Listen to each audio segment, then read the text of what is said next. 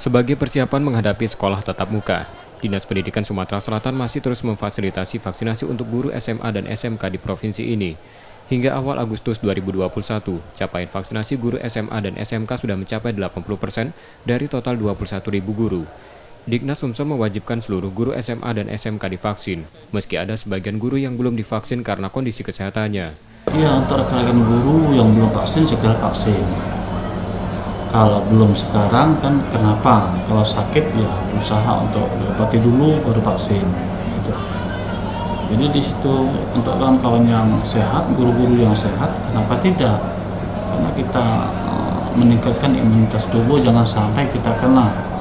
Tapi kalau untuk secara menyeluruh hampir sekarang sudah terpenuhi, sudah hampir 80% untuk tenaga pendidiknya.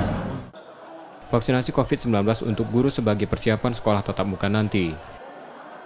Nur Muhammad, Kompas TV, Palembang, Sumatera Selatan.